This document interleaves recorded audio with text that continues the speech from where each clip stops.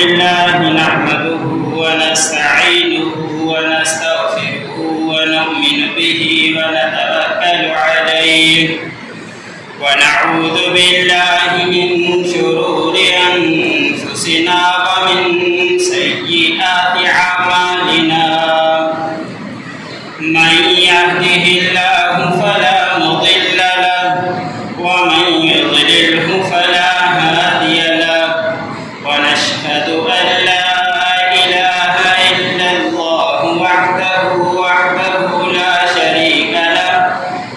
شريك له ولا نذير له ولا مثل له ولا مثال له ولا جد له ولا ند له ولا جدال له ونشهد أن سيدنا ومولانا محمدا عبده ورسوله أما بعد فأعوذ بالله من الشيطان الرجيم بسم الله الرحمن الرحيم نحن قسمنا بينهم معيشتهم في الحياة الدنيا ورفعنا بعض فوق بعض درجات ليتخذ بعضهم بعضا سخريا ورحمة ربك خير مما يجمعون وقال النبي صلى الله عليه وسلم ما أكل أحد طعاما قط خيرا من أن يأكل من عمل يديه وأن نبي الله داود عليه السلام كان يأكل من عمل يديه أو كما قال النبي صلى الله عليه وسلم صدق الله العظيم صدق رسوله النبي الكريم ومن الشاهدين والشاكرين والحمد لله رب العالمين. دل کی گہرائی سے درست اللهم صل على محمد وعلى آل محمد كما صليت على إبراهيم وعلى آل إبراهيم إنك حميد مجيد. اللهم بارك على محمد وعلى آل محمد كما باركت على إبراهيم وعلى آل إبراهيم إنك حميد مجيد. میرے رسول اللہ میں نے آپ لوگوں کے سامنے اللہ رب العزت کے کلام میں سے ایک آیت تاجدار مدینہ امام الانبیاء حضرت محمد مصطفیٰ صلی اللہ علیہ وسلم کا ایک ارشاد تلاوت کیا. اللہ رب العزت کی بارگاہ میں دعا ہے کہ اللہ مجھے حق و سچ طور پر کہنے اور اس کے بعد مجھ سمیت تمام سننے والے مسلمانوں کو اس پر عمل کرنے کی توفیق عطا فرمائے. اللہ رب العزت نے دنیا کے اندر انسانوں کے لیے ایک نظام رکھا ہے کہ ایک انسان دوسرے انسان کا محتاج ہی رہتا ہے. ایک انسان دوسرے انسان کے بغیر نہیں چل سکتا. ایک انسان کو دوسرے کا اس طرح محتاج ہونا پڑتا ہے کہ ایک انسان سارے کام نہیں کر سکتا. کچھ کام ایسے ہیں جو دوسروں کے متعلق ہوتے ہیں. ایک آدمی نہ زمینداری کر سکتا ہے، نہ بڑھئی کا کام کر سکتا ہے، نہ پلمبری کا کام کر سکتا ہے، نہ بجلی کا کام کر سکتا ہے. پورا ایک طرح سے اللہ رب العزت نے نظام رکھا ہے کہ ایک انسان دوسرے انسان کی ضرورت مند ہوتا ہے، دوسرے انسان کا محتاج ہوتا ہے. یہ پوری کائنات کا اصول ہے. کوئی بڑا سے بڑا بھی اپنا محل بنا ہے لیکن اس محل کے اندر بھی غریب مزدور کا اس کے اندر پسینہ ہوتا ہے. کوئی کتنی بھی بڑی گاڑی چلا رہا ہو اس کے اندر اس کے مزدور کا خون اس کے اندر ہوا کرتا ہے. کوئی بھی انسان ایسے نہیں کہ بڑا مالدار بن گیا ہو، اس کے اندر ضرور بضرور مزدور کا خون ہوا کرتا ہے، مزدور کا پسینہ ہوا کرتا ہے. آج کل کے دن کے اندر یہ یکم مئی کے اندر ہم نے یہ سمجھ لیا ہے، ہمارے معاشرے کے اندر یہ سمجھا جاتا ہے کہ شکاگو کے اندر جب مزدوروں نے احتجاج کیا تھا اس وقت کہا تھا کہ ہم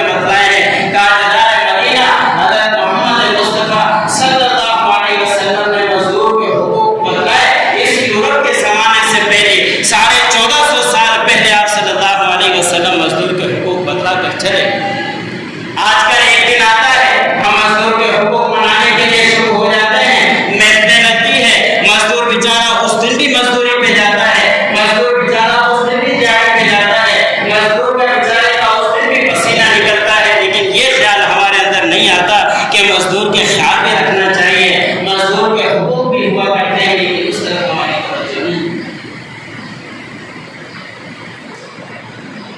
کسی بھی مزدور کو آر کی نگاہ سے ہرگز انسانوں کو نہیں دیکھنا چاہیے۔ اللہ رب العزت کے نزدیک سب سے پسندیدہ شخص وہ ہے جو ان اکرمکم عند اللہ اتقاکم، کہ اللہ رب العزت کے ہاں جو باعزت اور مقرب بندہ وہ ہے جو تقوی کے اندر بڑا ہو، ورنہ انسان سارے کے سارے ایک طرح کے ہیں، ایک دوسرے کے اگر ماتحت ہے، لیکن انسان ہے، اشرف المخلوقات ہے، اس کا ادب اور لحاظ کرنا ہم میں سے کسی کی ذمہ داری ہے۔ کوئی مالدار ہے اور مزدور کے پاس چپل بھی سلوانے کے لیے جاتا ہے تو وہاں پہ بھی اکڑ نہیں دکھانی چاہیے، اس لیے کہ اللہ رب العزت نے آج اس کو مزدور کر رکھا ہے، وہ چپل آپ کی بناتا ہے، آپ بڑے سے ہو، لیکن اللہ رب العزت کے ہاں دیر نہیں ہے، وہ وقت بھی آ سکتا ہے کہ آپ کو وہاں مزدوری پہ لے آئے اور مزدور کو ہوگا۔ اور ہم یہ سمجھتے ہیں کہ ہم تو بڑے مالدار ہیں، ہم اپنی اکڑ دکھاتے ہیں، ہرگز اکڑ نہیں دکھاتے۔ آپ صلی اللہ علیہ وسلم نے فرمایا کہ جو اپنے ہاتھ سے کما کر کھاتا ہے سب سے پسندیدہ اللہ رب العزت کے ہاں وہ بندہ ہے۔ پھر آپ صلی اللہ علیہ وسلم نے فرمایا کہ انبیاء اکرام جو پہلے گزرے تھے وہ بھی اپنے ہاتھوں سے کمایا۔ لوہار کا کام آسان کام نہیں ہوا کرتا، لوہار پورا دن لوہے کو کوٹ کر تابش کر کے اپنے اوپر پسینہ چلاتا ہے اور اس کا چہرہ کالا ہو جاتا ہے، آنکھ کالے ہو جاتے ہیں، یہ کس کا کام؟ حضرت داؤد علیہ السلام کا یہ کام تھا۔ حضرت داؤد علیہ السلام کوئی معمولی نبی نہیں تھے، اگر چاہتے تو سب کچھ کام ان کے پاس ہو سکتا تھا، لیکن اپنے ہاتھ سے لوہے کو کوٹ کر مزدوری کیا کرتے تھے، اپنے گھر کے اندر وہ مزدوری لایا کرتے۔ بڑھائی کا کام کوئی آج کا کام نہیں ہے کہ دروازے کو چھیلنا ہے، لکڑی کو چھیلنا ہے، بنانا ہے، یہ آج کا کام نہیں ہے، ہمارے نبی نوح علیہ السلام نے یہ کام کیا۔ ہم اس طرح کے تمام کاموں کو اگر دیکھتے جائیں تو اس کے اندر کسی کے اوپر بھی ہاتھ نہیں ہونا چاہیے۔ انبیاء اکرام جو ہمارے پہلے گزر چکے ہیں، مقرب بندے اللہ رب العزت کے ہاں انبیاء اکرام تھے، لیکن وہ انبیاء اکرام کی مزدوری کیا۔ موسیٰ علیہ السلام کا تذکرہ قرآن پاک کے اندر آتا ہے، 8 سے 10 سال تک بکریاں چرائی ہے، مزدوری کی۔ ہم تو مزدوروں کو آج کی نگاہ سے، آپ صلی اللہ علیہ وسلم نے فرمایا کہ جب مزدور تمہارے پاس مزدوری کرنے آئے تو کچھ باتیں ایسی ہیں جو ان سے طے کر دیا کرو، ایک دوسرا طے کر دیا کرو۔ یہ آپ صلی اللہ علیہ وسلم کی تاجدار مدینہ کی تعلیم ہے، اس لیے کہ ایسے لوگ کہ اگر اپنی مزدوری دے تم لوگوں نے نہیں کی، مزدوری ختم ہو جانے کے بعد سیٹ پچھا کر دکھائے اور مزدور بہانے بنائے اور پھر جوں میں ہو جائے گانے تک بات پہنچ جائے، اس سے پہلے آپ صلی اللہ علیہ وسلم فرماتے چلے گئے کہ مزدور کی مزدوری کام کرنے سے پہلے طے کروا کہ اگر تم نے مزدوری کمانی ہے، مزدور کو بلایا ہے کہ یہ کام ہے، یہ اجرت دوں گا، لینا ہے تو نہیں تو چلے جاؤ، اگر وہ طے کر دیتا ہے کر دیا، نہیں طے کرتا تو اس کو چھوڑ دینا چاہیے۔ ایسے نہیں کہ آپ کر دو اور دیکھ لے کے دے دیں گے، پھر اس کے بعد معاملات بگڑ جاتے ہیں۔ یہ میں نہیں کہتا، کسی مفتی کا قول نہیں، تاجدار مدینہ حضرت محمد مصطفیٰ صلی اللہ علیہ وسلم کا ارشاد ہے کہ مزدور کی مزدوری پہلے سے دے۔ اور اس کے بعد آپ صلی اللہ علیہ وسلم نے فرمایا مزدور کی مزدوری پسینہ خشک ہونے سے پہلے دے۔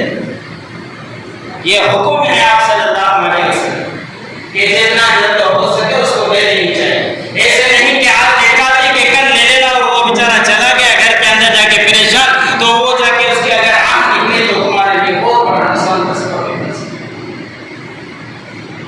ایسے ہی آپ صلی اللہ علیہ وسلم نے فرمایا کہ جو تمہارے پاس ملازم ہیں، مزدور ہیں، ان کے ساتھ در گزر کا معاملہ، انسان باقی ہو جاتی ہے۔ اگر تم در گزر کرو گے اللہ رب العزت نے تم سے در گزر کرے۔ ایک شخص آپ صلی اللہ علیہ وسلم کے پاس آیا کہ کہا یا رسول اللہ، اگر میرے پاس ملازم ہے، نوکر ہے، غلام ہے، وہ غلطی کرتا ہے، میں اس کو کتنی دفعہ معاف کرتا ہوں؟ آپ صلی اللہ علیہ وسلم نے جواب نہیں دیا، خاموش۔ وہ صحابی نے دوسری دفعہ سوال کیا کہ یا رسول اللہ، اگر کوئی مزدور، غلام، نوکر اگر کوئی غلطی کرتے میں کتنی دفعہ اس کو در کرے؟ آپ صلی اللہ علیہ وسلم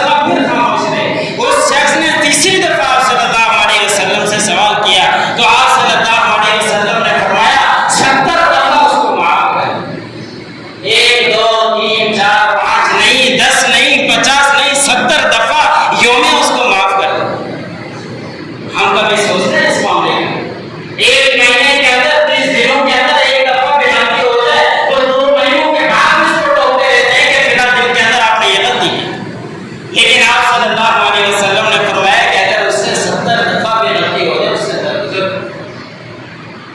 اگر ہم سے درگزر کریں گے وہ کام بھی چلتا رہے گا، سلسلہ بھی چلتا رہے گا، الا یہ کہ اگر آپ مطمئن نہیں ہیں اس سے، آپ کو پریشان کرتا ہے یا آپ کو اس سے کام سے نقصان ہے تو اس کو آپ نکال دیں، اس کی کوئی ممانعت نہیں ہے، کوئی حرج نہیں ہے۔ لیکن اگر ایسا معاملہ نہیں ہے پھر اس کو معاف کرتے رہو، یہاں تک کہ آپ صلی اللہ علیہ وسلم نے فرمایا 70 دفعہ بھی معاف کرنا پڑے معاف۔ آپ صلی اللہ علیہ وسلم ایک جگہ سے جا رہے، ایک صحابی کو دیکھا کہ اس نے کمی کی وجہ سے اس کے نوکر نے کوئی غلطی کر دی، اس نوکر کو زور سے تھپڑ دے مارا۔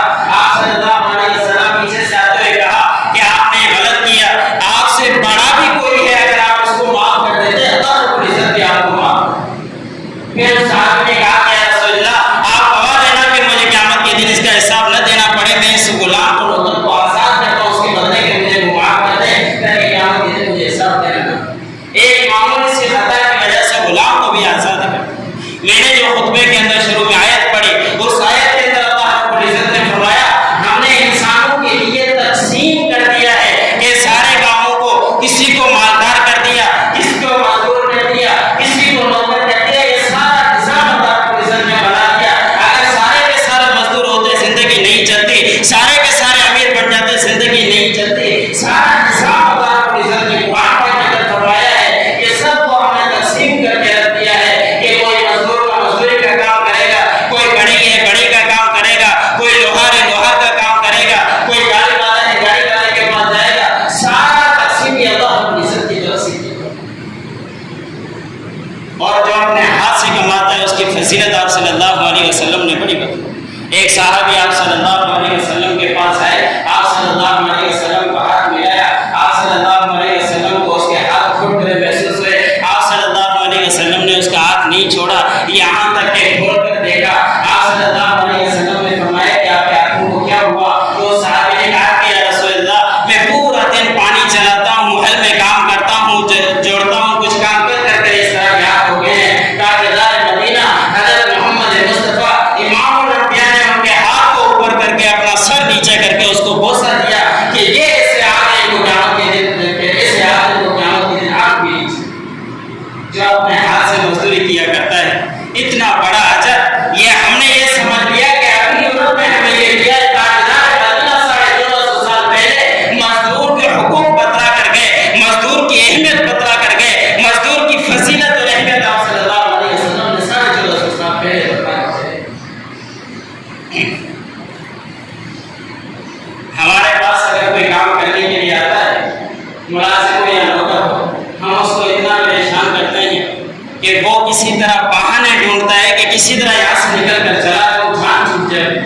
لیکن آپ صلی اللہ علیہ وسلم کے پاس ایک بات ہے، سنیے، آپ صلی اللہ علیہ وسلم کے پاس ایک نوکر آتا ہے، غلام آتا ہے، اور وہ کہیں سے غلام بھی بن کے آ گیا اور پوری سے چھپ کے کسی نے اٹھا کر آپ صلی اللہ علیہ وسلم تک پہنچا دیا۔ اور اس دور کے اندر غلام اس طرح کے بکا کرتے تھے۔ آپ صلی اللہ علیہ وسلم کے پاس وہ غلام پہنچا جن کا نام اللہ رب العزت نے احساس کے طور پر قرآن پاک کے اندر بھی تذکرہ کیا ہے۔ وہ بچہ تھا، آپ صلی اللہ علیہ وسلم کی خدمت میں لگا رہا، 1 دن 2 دن 3 دن 4 دن خدمت کرتا رہا، کئی عرصے تک پھر لگا رہا۔ ان کے والدین کو پتہ چلا کہ ہمارا بچہ، ان کے والدین رو رو کے آنکھوں سجا دی تھی، راستے تکا کرتے تھے کہ کبھی تو آئے گا۔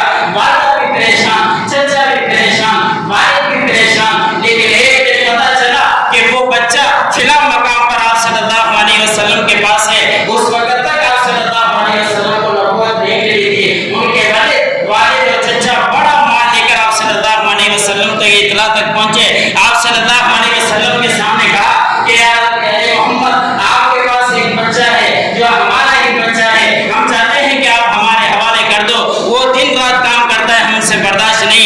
ان کی والدہ بڑی پریشان ہے، میں بھی پریشان ہوں، ہم راستہ تکتے رہتے ہیں، آپ اس کو ہمارے حوالے کر دیجیے، جتنی آپ رقم کے لیے ہم آپ کو دینے کے لیے تیار ہیں۔ تاجدار مدینہ حضرت محمد مصطفیٰ صلی اللہ علیہ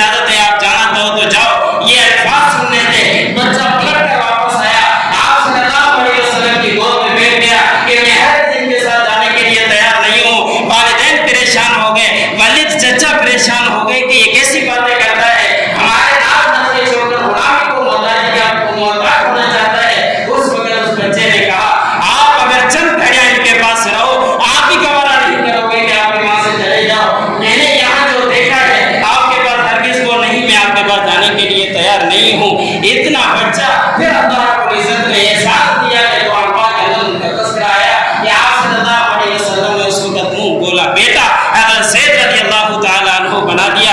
पूरे कुरान पाक के अंदर हज़रत ज़ैद रज़ियल्लाहु ताला अन्हु के नाम के अलावा किसी सहाबी का तज़किरा नहीं। ये थी एहसास मेरे भाई को, गुलाम होकर आप सल्लल्लाहु अलैहि वसल्लम को तरजीह दी जा रही है, अपने वालिद को, चचा को, वादा को छोड़ा जाए।